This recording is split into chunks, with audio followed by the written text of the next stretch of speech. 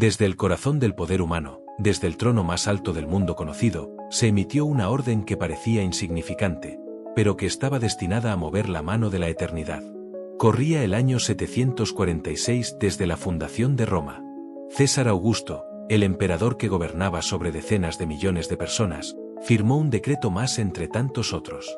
Para él, fue apenas un acto administrativo. Para el cielo, fue el engranaje exacto de un plan eterno. El Evangelio de Lucas lo registra con la sobriedad de un historiador preciso. En aquellos días se promulgó un edicto de parte de César Augusto, que todo el mundo fuese empadronado. Un censo, una herramienta de control, una manera de contar personas, medir riqueza y reforzar el dominio del imperio. Augusto no pensaba en profecías, pensaba en impuestos. No pensaba en Dios, pensaba en poder. No imaginaba que, al mover su sello imperial, estaba obedeciendo, sin saberlo, una palabra pronunciada más de 7 siglos antes. Porque mientras Roma contaba cabezas, el cielo contaba promesas. Años atrás, el profeta Miqueas había escrito palabras que parecían imposibles de cumplir. Pero tú, Belén Efrata, pequeña entre las familias de Judá, de ti saldrá el que será Señor en Israel. Belén no era importante, no era estratégica, no era rica, no era famosa. Y, sin embargo, era el punto exacto del mapa donde Dios había decidido entrar en la historia humana. El decreto imperial comenzó su viaje. Recorrió calzadas romanas perfectamente pavimentadas. Atravesó provincias ricas y orgullosas. Llegó a ciudades llenas de mármol, comercio y poder militar. Y finalmente, descendió hasta una de las regiones más problemáticas del imperio, Judea. Una tierra despreciada por Roma. Una provincia vigilada con recelo. Un pueblo obstinado, profundamente religioso, difícil de gobernar.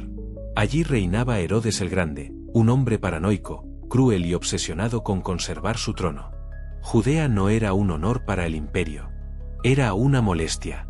Y dentro de Judea, una aldea aún más pequeña. Belén. Un punto olvidado. Sin murallas. Sin mercado relevante. Sin peso político. Un lugar donde vivían apenas unas pocas centenas de personas que sobrevivían de la agricultura y el pastoreo. Su único recuerdo glorioso estaba enterrado en el pasado. Allí había nacido David, el pastor que se convirtió en rey. El hombre conforme al corazón de Dios. El ancestro del Mesías prometido. Y ahora, por orden de un emperador pagano que se proclamaba Dios viviente, todos los descendientes de David debían regresar allí. Roma daba órdenes. Dios cumplía promesas. Pero la historia no comienza en Belén. Comienza mucho más al norte. En un lugar todavía más insignificante. En una aldea tan despreciada que incluso entre los judíos provocaba burla. Nazaret. Un lugar del que nadie esperaba nada. Un lugar del que, según se decía, no podía salir nada bueno. Allí vivía una joven llamada María. No era famosa. No era poderosa. No era influyente. Era una muchacha común, probablemente muy joven, comprometida con un hombre humilde llamado José. Un artesano. Un descendiente de reyes que vivía como pobre. María no sabía que su nombre sería pronunciado por generaciones. No sabía que su vientre se convertiría en el santuario más sagrado de la historia. No sabía que Dios estaba a punto de pedirle algo que podría costarle la vida. Y aquí hay una verdad profunda que atraviesa toda la Biblia. Dios no elige a los más fuertes. Elige a los disponibles. No busca tronos. Busca corazones obedientes.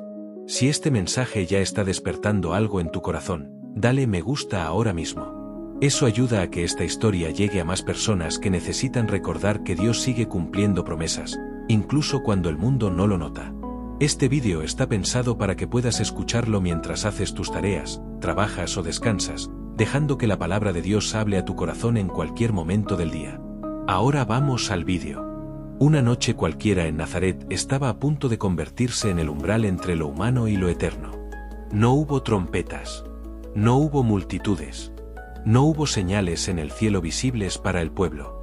Solo una joven, una habitación sencilla iluminada por una lámpara de aceite, y el silencio. Fue entonces cuando el cielo decidió hablar. El Evangelio de Lucas registra el momento con una precisión casi clínica. como quien sabe que está documentando el instante más decisivo de la historia humana. Al 6º mes, el ángel Gabriel fue enviado por Dios a una ciudad de Galilea llamada Nazaret. Gabriel. No un mensajero cualquiera. No un símbolo poético. Gabriel era el mismo ser celestial que siglos antes había hablado con Daniel sobre el fin de los tiempos. El mismo que había anunciado a Zacarías el nacimiento de Juan el Bautista. Cuando Gabriel aparece en las Escrituras, algo irreversible está a punto de suceder. Los ángeles bíblicos no son figuras delicadas ni decorativas. No sonríen dulcemente ni flotan como adornos celestiales. Su presencia provoca terror absoluto. Cada encuentro humano con un ángel en la Biblia comienza con miedo paralizante. Por eso, casi siempre, las primeras palabras del cielo son las mismas: no temas. La habitación de María se llenó de una luz que no provenía del fuego. Una gloria que no podía compararse con nada que ella hubiera visto. Su cuerpo reaccionó antes que su mente. Temblor, confusión, asombro. Y entonces, la voz: salve, muy favorecida. El Señor está contigo. No era un saludo común. Era una declaración divina. María quedó profundamente perturbada. El texto original describe una agitación interior intensa. ¿Por qué ella? ¿Qué significaba ese favor? ¿Qué quería Dios de una muchacha invisible para el mundo? El ángel no le dio tiempo para procesar sus preguntas. No temas, María, porque has hallado gracia delante de Dios. Gracia. No mérito. No currículum espiritual. Gracia. Y luego, la frase que dividió la historia en dos mitades. Concebirás en tu vientre y darás a luz un hijo, y llamarás su nombre Jesús. Ese nombre no fue sugerencia. Fue mandato. Jesús. Yeshua. El Señor salva. Pero Gabriel no había terminado. Este será grande. Será llamado Hijo del Altísimo. El Señor Dios le dará el trono de David su padre. Reinará sobre la casa de Jacob para siempre, y su reino no tendrá fin. Cada palabra estaba cargada de siglos de promesas. Cada frase conectaba con profecías antiguas. Cada título confirmaba que no se trataba de un niño común. María conocía las Escrituras. Sabía lo que significaban esas palabras. Sabía que Gabriel estaba describiendo al Mesías esperado. Pero también conocía su propia realidad. Era virgen. Su pregunta no fue de incredulidad. Fue de lógica humana. ¿Cómo será esto? Pues no conozco varón. No estaba dudando del poder de Dios. Estaba preguntando por el mecanismo de lo imposible. La respuesta del ángel fue aún más asombrosa que el anuncio. El Espíritu Santo vendrá sobre ti, y el poder del Altísimo te cubrirá con su sombra. La expresión no era casual. Era la misma usada para describir la nube de gloria que descendía sobre el tabernáculo en el desierto. Gabriel estaba diciendo algo estremecedor: el cuerpo de María se convertiría en el nuevo lugar donde Dios habitaría entre los hombres. El santo ser que nacerá será llamado Hijo de Dios. No adoptado, no creado, engendrado por obra directa de Dios. Y como si eso no fuera suficiente, el ángel añadió una señal concreta, verificable. Tu parienta Elizabeth, la que llamaban estéril, también ha concebido. Nada hay imposible para Dios. Dios no estaba pidiendo fe ciega. Estaba ofreciendo evidencia. Pero María entendió inmediatamente el costo. Estaba comprometida. No casada. Un embarazo en ese estado significaba vergüenza pública, y muerte según la ley. Podía perder a José. Podía perder a su familia. Podía perder su vida. Y aún así, sin negociar, sin exigir garantías, sin pedir protección adicional, María respondió con palabras que han atravesado los siglos como el eco perfecto de la fe verdadera. He aquí la sierva del Señor. Hágase conmigo conforme a tu palabra. No dijo, entiendo. No dijo, me siento preparada. Dijo, obedezco. En ese instante, el cielo guardó silencio. La luz se fue. El ángel desapareció. La habitación volvió a la normalidad. Pero el universo ya no era el mismo. En el vientre de una adolescente pobre, el Verbo eterno se hacía carne. El infinito entraba en lo finito. Dios comenzaba a latir como embrión humano. Aquí hay una lección imposible de ignorar. Dios no busca comodidad. Busca obediencia. Y muchas veces, su voluntad perfecta comienza con un sí que no entiende todas las consecuencias. Si esta historia está tocando tu corazón, escribe en los comentarios la palabra obediencia. Leer tu comentario puede fortalecer la fe de alguien más que está luchando con su propio sí a Dios. María no se quedó inmóvil. Se levantó y emprendió viaje hacia las montañas de Judea para confirmar la señal. Y cuando llegó a casa de Elisabet, algo extraordinario ocurrió. Nazaret nunca fue un lugar donde algo pudiera esconderse. Era una aldea pequeña. Demasiado pequeña para secretos. Demasiado cercana para silencios. Cuando María regresó de las montañas de Judea, llevaba en su interior el misterio más grande del universo, y también una realidad imposible de ocultar por mucho tiempo. Los días pasaron. Las miradas comenzaron a cambiar. Los murmullos se multiplicaron. Un embarazo no necesitaba explicación en una aldea donde todos sabían contar. María estaba comprometida con José, pero aún no vivía con él. No había procesión pública. No había noche de bodas. No había consumación del matrimonio. Desde cualquier perspectiva humana, el veredicto era uno solo: vergüenza, deshonra, adulterio. Y entonces, José se enteró. Mateo describe el momento con pocas palabras, pero cada una pesa como una piedra. Antes que se juntasen, se halló que María había concebido. No dice cómo lo supo. No dice quién se lo dijo. Pero el impacto fue devastador. José no era un hombre poderoso. No era sacerdote. No era juez. Era un artesano. Un trabajador manual. Un hombre justo que había esperado pacientemente el año del desposorio mientras preparaba una casa para la mujer que amaba. Y ahora, todo parecía derrumbarse. María estaba embarazada. Y, desde la lógica humana, no era suyo. Imagina el silencio que siguió. La confusión. El dolor que no encuentra palabras. José conocía la ley. La había aprendido desde niño. Y la ley era clara. Según Moisés, una mujer desposada que era hallada encinta por otro hombre podía ser expuesta públicamente y condenada a muerte. José tenía ese derecho. Más aún, según algunos intérpretes, tenía la obligación moral de hacerlo. Podía limpiar su nombre. Podía restaurar su honor. Podía demostrar que él no era el culpable. Y María pagaría el precio con su vida. Pero el texto añade algo que lo cambia todo. José, su marido, como era justo, y no quería infamarla. Justo. No solo legalmente correcto. Justo en misericordia. José estaba herido, pero no endurecido. Confundido, pero no cruel. Roto, pero todavía capaz de amar. Decidió hacer lo que pensó que era el camino menos destructivo: dejarla en secreto. Sin juicio público. Sin escándalo. Sin piedras. María quedaría deshonrada, pero viva. Fue la decisión de un hombre bueno atrapado en una situación imposible. Esa noche, José no pudo dormir. Las preguntas se repetían sin descanso. ¿Quién es el padre? ¿Me mintió? ¿Fue forzada? ¿Por qué Dios permitió esto?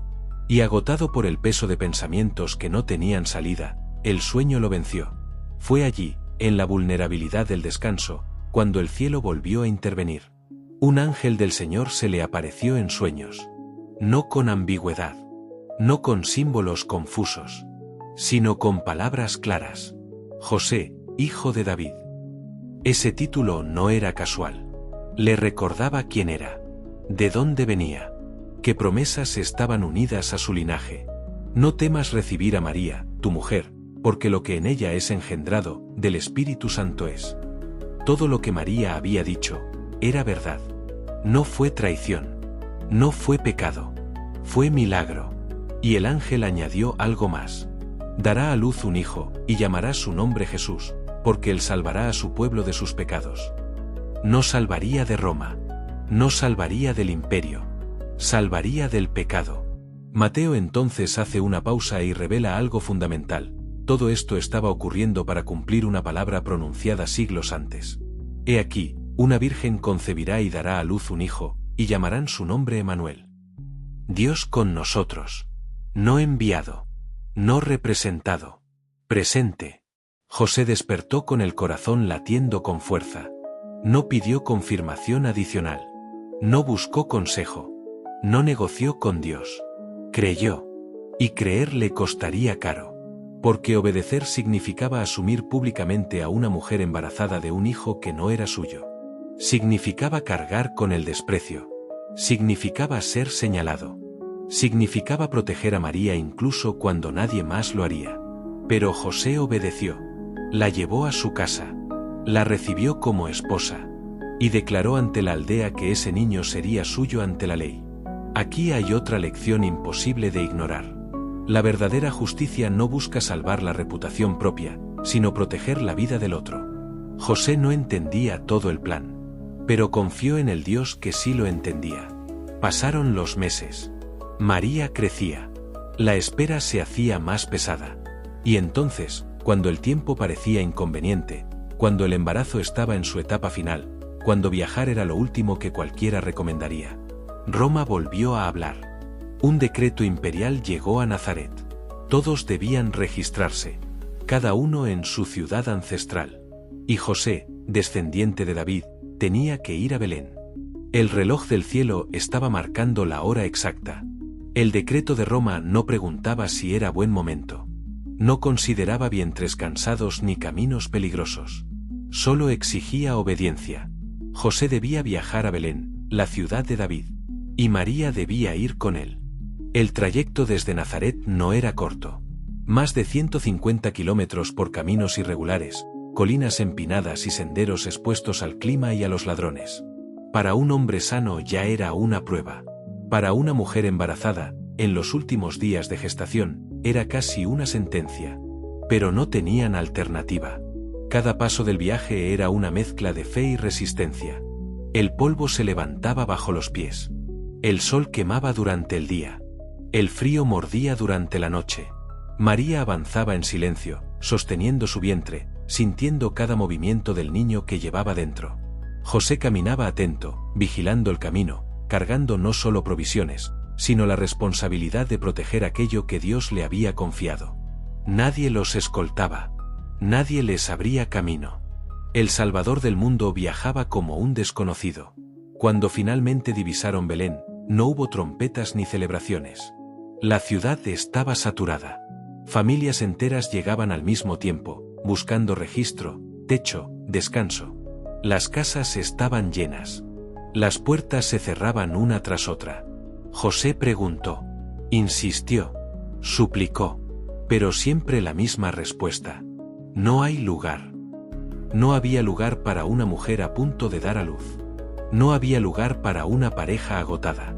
No había lugar para Dios hecho carne. La noche cayó. El cansancio se volvió insoportable.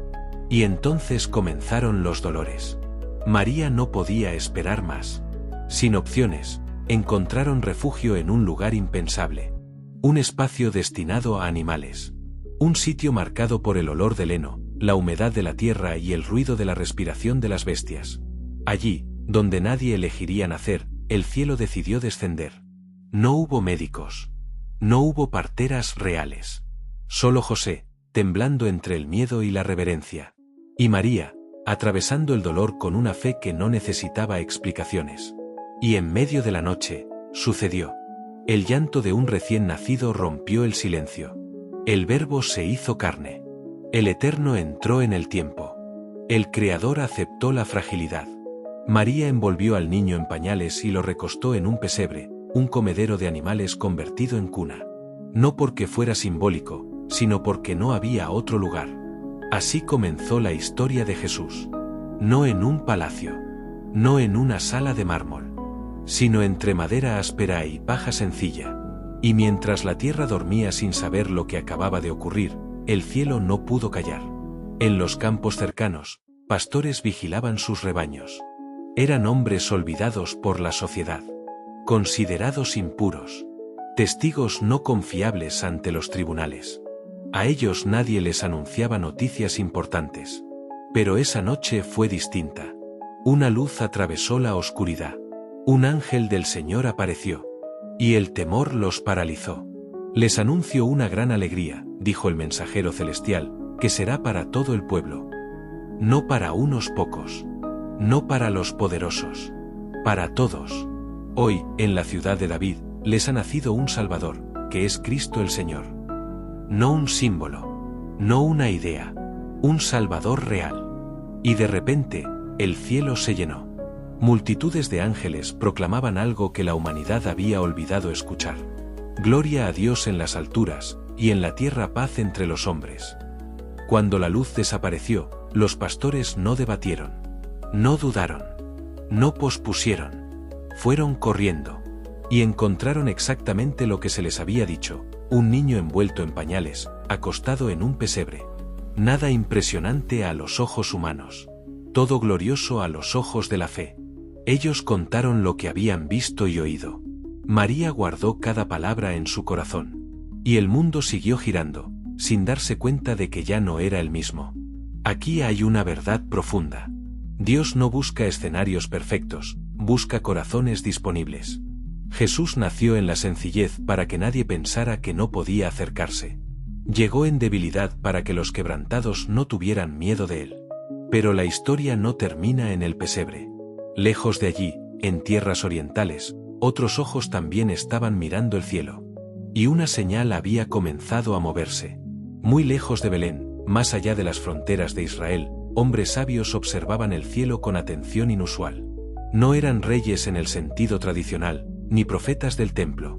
Eran estudiosos de los astros, guardianes de antiguos manuscritos, herederos de conocimientos transmitidos por generaciones. Y una noche, algo cambió. Una estrella que no seguía los patrones conocidos apareció en el firmamento. No era una luz común. Se movía, guiaba, llamaba. Ellos entendieron que no se trataba de un fenómeno cualquiera. Las profecías hablaban de una señal que anunciaría el nacimiento de un rey distinto, un gobernante cuyo reino no tendría fin. Decidieron partir. El viaje fue largo. Atravesaron desiertos, ciudades hostiles, caminos inciertos.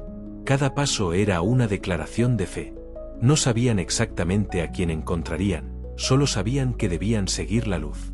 Cuando llegaron a Jerusalén, la ciudad del poder religioso y político, hicieron una pregunta que estremeció los pasillos del palacio. ¿Dónde está el rey de los judíos que ha nacido? La pregunta llegó a oídos de Herodes. Y Herodes tuvo miedo. No el miedo del respeto. El miedo de quien siente que su trono tiembla. Herodes era rey, pero no por derecho divino. Su poder dependía de Roma y de su propia crueldad. La sola idea de otro rey, anunciado por el cielo, era una amenaza intolerable. Convocó a los principales sacerdotes y escribas. Exigió respuestas. Y ellos, con frialdad, citaron la profecía de Miqueas. En Belén de Judá. La verdad estaba en sus labios, pero no en sus corazones. Herodes llamó a los sabios en secreto. Fingió interés. Fingió adoración. Pero su intención era oscura. Vayan y busquen al niño, dijo, y cuando lo encuentren, avísenme, para que yo también vaya y lo adore. Mentía. La estrella volvió a aparecer. Los guió hasta el lugar exacto. No a un palacio. No a un templo. A una casa sencilla. Cuando entraron y vieron al niño con María, no discutieron. No analizaron. No dudaron. Se postraron. Y abrieron sus tesoros. Oro, para un rey. Incienso, para Dios. Mirra, para alguien que habría de sufrir. Cada regalo hablaba de un destino que ya estaba escrito. Advertidos en sueños, no regresaron a Herodes. Tomaron otro camino. Y con esa decisión silenciosa, desataron la furia de un hombre que no soportaba perder el control. Herodes ordenó lo impensable. Niños inocentes murieron por el miedo de un rey inseguro. El llanto llenó Belén. Las madres gritaron. La profecía de Jeremías se cumplía entre lágrimas. Pero Dios ya había hablado. Un ángel se apareció nuevamente a José, esta vez con urgencia. Levántate. Toma al niño y a su madre. Huye a Egipto. Y José no preguntó. No retrasó. No dudó. Esa misma noche, huyeron. El Salvador del mundo se convirtió en refugiado. Perseguido desde la cuna. Rechazado antes de hablar. Amenazado antes de caminar. Herodes murió. El peligro pasó. Y Dios volvió a llamar. Regresaron, no al lugar de origen, sino a Nazaret. Una aldea sin prestigio, sin títulos, sin promesas aparentes. Allí, Jesús creció, en silencio, en obediencia, en sabiduría. Y así se cumplió lo que los profetas habían dicho, sería llamado Nazareno. Aquí está la gran lección final de esta historia. Dios no entra al mundo con fuerza para imponerse, sino con humildad para ser recibido. Jesús no nació para ser protegido por ejércitos, sino para salvar corazones. No vino a tomar un trono, sino a cargar una cruz. Y desde el primer día, su vida nos enseñó que la verdadera grandeza siempre camina por el camino del sacrificio. Si esta historia tocó tu corazón, deja tu like ahora mismo. Eso ayuda a que este mensaje llegue a más personas que lo necesitan. Suscríbete al canal para seguir recibiendo historias bíblicas narradas con profundidad y verdad. Y escribe en los comentarios qué parte de este relato más habló contigo hoy. Porque esta historia no terminó en Nazaret. Apenas estaba comenzando. El niño en el vientre de Elizabeth saltó de gozo. El Espíritu Santo llenó la habitación. Y una mujer llena del Espíritu reconoció al Señor, aún no nacido. Elizabeth exclamó: ¿Por qué se me concede que la madre de mi Señor venga a mí? Sin ecografía, sin prueba médica, sin explicación humana. Dios estaba revelando su misterio a los humildes. María respondió con un cántico que revelaba la profundidad de su fe. No era una adolescente ingenua. Era una mujer que entendía que Dios estaba invirtiendo el orden del mundo, derribando a los soberbios, exaltando a los humildes, cumpliendo promesas hechas a Abraham. Pero mientras el cielo celebraba, la tierra se preparaba para juzgar. Porque María tendría que regresar a Nazaret. Tendría que enfrentar miradas. Tendría que explicar lo inexplicable. Y José todavía no sabía nada.